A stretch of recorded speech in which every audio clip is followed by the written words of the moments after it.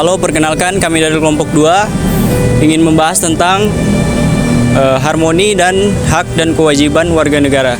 Sebelum itu, perkenalkan nama saya Rivaldi Salim dengan NIM 220244040.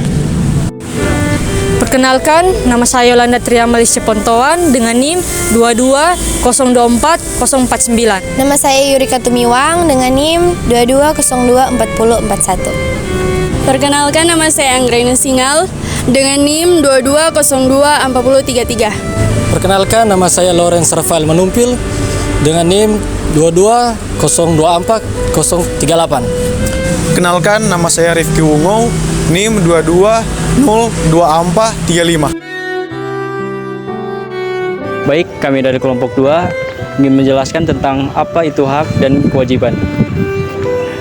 Hak warga negara adalah hak yang melekat pada diri manusia dalam kedudukannya sebagai anggota atau warga dari sebuah negara. Untuk mempertahankan dan menjamin setiap hak warga negara dibutuhkan peraturan yang komprehensif. Sedangkan kewajiban warga negara adalah tindakan atau perbuatan yang harus dilakukan oleh warga negara yang diatur oleh perundang-undangan yang berlaku. Baik, kami dari kelompok 2 dari kelas 1 T2 ingin mewawancarai narasumber pertama. Sebelum itu, narasumber dipersilakan memperkenalkan diri.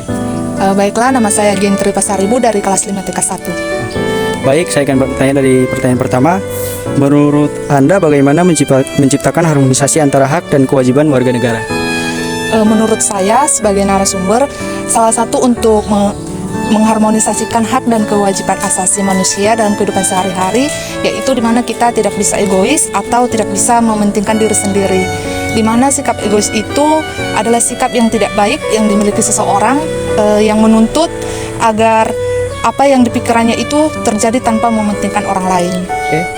Baik, saya akan bertanya ke pertanyaan kedua. Menurut Anda, mengapa hak dan kewajiban harus harmonis atau seimbang?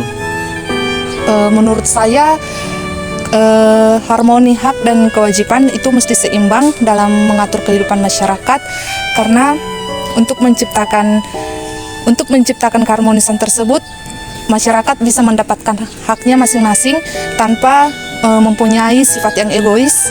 Yang tadi saya bilang, sikap egois itu mementingkan diri sendiri. Nah, ketika warga negara tidak egois, maka akan terwujudlah masyarakat yang harmonis dan hak kewajiban tersebut bisa terjalin dengan baik. Baik, pertanyaan yang ketiga, apa yang terjadi bila penerapan hak dan kewajiban tidak harmonis? Hal yang akan terjadi mungkin adanya pertikaian antara satu orang atau yang lain, bahkan juga pertikaian antar perkelompok yang mengakibatkan tidak terjadinya perdamaian yang ada di kehidupan masyarakat. Terima kasih, Kak. Selanjutnya bagi narasumber kedua, dipersilakan untuk perkenalkan diri. Nama saya Efrain Sela, jurusan Teknik Mesin. Baik, saya akan bertanya, menurut Anda, mengapa antara hak asasi manusia dengan kewajiban asasi manusia dalam perwujudannya harus diharmonisasikan? Karena hak dan kewajiban asasi manusia merupakan dua hal yang tidak boleh dipisahkan antara satu dengan yang lain. Dengan demikian, dapat dipastikan antara hak asasi dan kewajiban asasi dalam perwujudannya harus diharmonisasikan atau dikembangkan oleh setiap orang. Yang kedua, bagaimana cara yang efektif agar terjadi harmonisasi antara hak dan kewajiban? Yang pertama itu menghargai pendapat orang lain, berkomunikasi dengan baik, sopan dan santun, mengembangkan rasa tenggang rasa kepada masyarakat, dan tidak membuat kerusuhan atau provokasi yang bisa menimbulkan perpecahan antar umat beragama di Indonesia. Pertanyaan yang ketiga, apa yang akan terjadi jika tidak ada keseimbangan antara hak dan kewajiban tersebut? Akibatnya akan terjadi ketimpangan yang akan menimbulkan suatu gejolak dalam kehidupan bermasyarakat, bernegara, dan berbangsa. Sekian dari saya. Oke, selanjutnya dari narasumber ketiga, sebelum itu memperkenalkan diri, dipersilakan. Nama saya Junaidi Peloan dari jurusan Teknik Elektro, Prodi D3 Komputer. Oke, Kak, saya akan bertanya, sebagai seorang mahasiswa, apa pengaruhnya jika kita melaksanakan kewajiban penuh bertanggung jawab?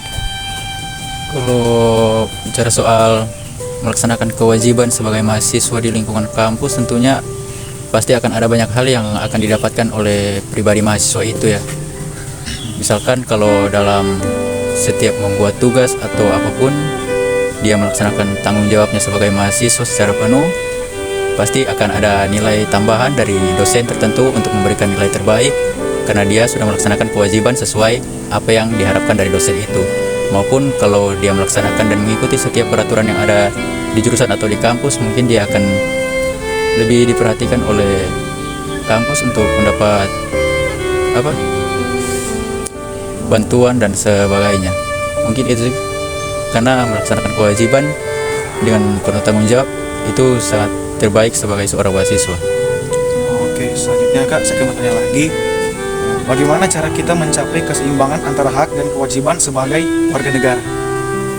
Kalau untuk mencapai apa tadi? Bagaimana cara kita mencapai keseimbangan antara hak dan kewajiban sebagai warga negara? Mencapai keseimbangan antara hak dan kewajiban sebagai warga negara. Menurut Kak, itu bagaimana? Untuk mencapai kewajiban dan hak secara warga negara, tentunya setiap orang itu harus melaksanakan kewajibannya masing-masing. Misalkan kalau dari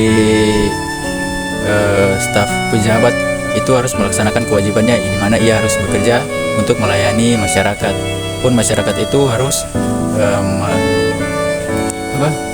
melaksanakan tanggung jawabnya untuk lebih memajukan SDM negara ataupun bekerja untuk lebih baik sehingga terjadinya keseimbangan di mana pemerintah dapat membantu masyarakat pun masyarakat dapat menopang jalannya ke pemerintahan tersebut.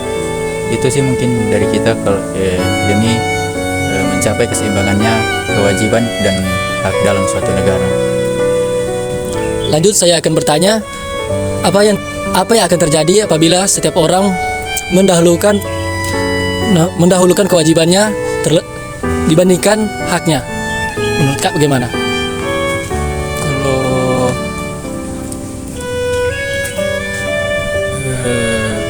ada dua hal sih.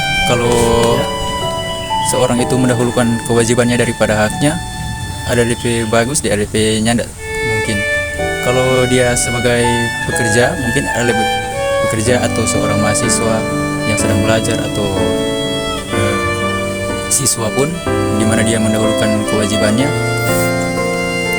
itu menjadi hal yang baik karena dia melakukan segala tugas yang diberikan itu dengan penuh segala baik. Dan kalaupun dia melakukan semuanya itu dengan penuh segala baik, tentunya hak dia sebagai mahasiswa atau sebagai pekerja atau sebagai siswa tetap akan bisa terpenuhi. Baru kalau misalkan cuma itu sih kalau dari kita, karena kan lebih mementingkan kewajiban daripada hak. Kalau dia lebih mementingkan hak daripada kewajiban, mungkin akan tabalin dari situ. Kalau dia mementingkan kewajiban daripada hak, kan lebih baik dia berpikir dia lebih menaati segala sesuatu, mengerjakan sesuatu dengan penuh segala baik dan giat. Maka dari itu segala hak yang dia dapatkan mungkin akan sedikit dia kesampingkan guna untuk dia mau dapat yang lebih baik lagi. Dari itu sih dari kita. Oke Kak, terima kasih DP waktu. Sekian dari kami berdua. Terima kasih. Sekian dari kami, kelompok 2, membahas tentang materi harmonisasi hak dan kewajiban warga negara. Sekian dan terima kasih.